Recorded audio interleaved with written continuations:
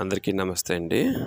జై శ్రీరామ్. నేను ఈరోజు విశాఖపట్నం టౌన్ కొత్త రోడ్లో వేంచేసి ఉన్నటువంటి శ్రీ గరుడ జగన్నాథ దేవాలయంలో ఉన్నాను. ఆలయ గోపురం,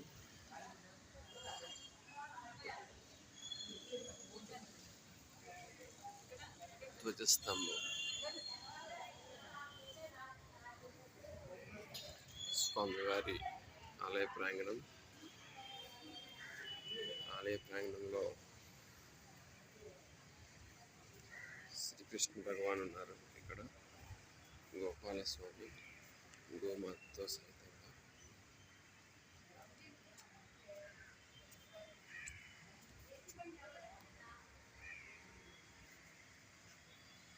రకరకాల వృక్ష జాతులు కూడా ఇక్కడ ఉన్నాయండి. ఈ దేవాలయంలో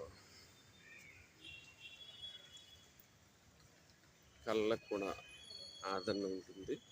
భరతనాట్యం నేర్పిస్తుంటారు పిల్లలకి. ప్రతి సంవత్సరం కూడా విశాఖపట్నం టౌన్ కొత్త రోడ్ నుంచి టర్నర్ చౌదరి దగ్గరకు రథయాత్ర జరుగుతుందండి ఆషాఢ మాసంలో. ఇక్కడ స్థల పురాణం కూడా ఉంది. విశాఖ నగరం మెయిన్ రోడ్ టౌన్ కొత్త రోడ్లో వేంచేసి ఉన్న శ్రీ జగన్నాథ స్వామి దేవాలయం సుమారు 190 సంవత్సరాల క్రితం కలిగిన అతి పురాతనమైన దేవాలయం. ప్రశాంతమైన వాతావరణంలో ఎంతోమంది కళాకారులకు ఆశ్రయాన్ని కల్పించి వివిధ కళలకు నిలయమై భక్తులకు వంటి కల్పతరువైన శ్రీ మహావిష్ణువు యొక్క వైష్ణవ దేవాలయంగా పేరుగాంచింది. 1832 సంవత్సరంలో ప్రస్తుత ఆలయంలో ఉన్న ప్రాంతంలో శ్రీ గరుడ జగన్నాథుని వారి దివ్యులు త్రవ్వకాలు జరిగినప్పుడు దేవాలయంలో ఉన్నటువంటి శ్రీ మహావిష్ణువు రూపుడైన శ్రీ రంగనాథ స్వామి పంచలోహ విగ్రహం బయటపడింది.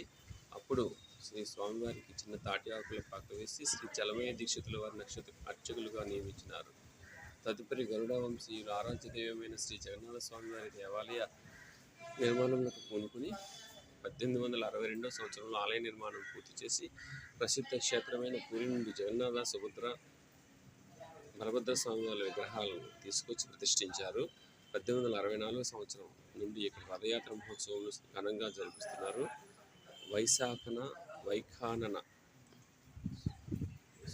వైఖానస ఆగమ శాస్త్రం ప్రకారం ఇచ్చట పూజాధికాలు నిర్వహించబడుతున్నాయని కార్యనిర్వహణాధికారి వారు చెబుతున్నారు.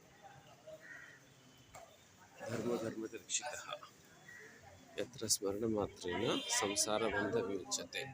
శ్రీ స్వామివారు కరుణాస్వరూపుడు. స్వామివారిని ప్రార్థించిన వారికి తప్పనిసరిగా మంచి జరుగుతుందండి. విశాఖ నగరం టౌన్ కొత్త రోడ్లో ఉన్నది ఈ క్షేత్రం. ఈ దేవాలయం రణగుణ దొనల మధ్య ఉన్నటువంటి ఈ ప్రదేశం అయినప్పటికీ ఇక్కడ కూర్చుంటే చాలా ప్రశాంతంగా ఉందండి.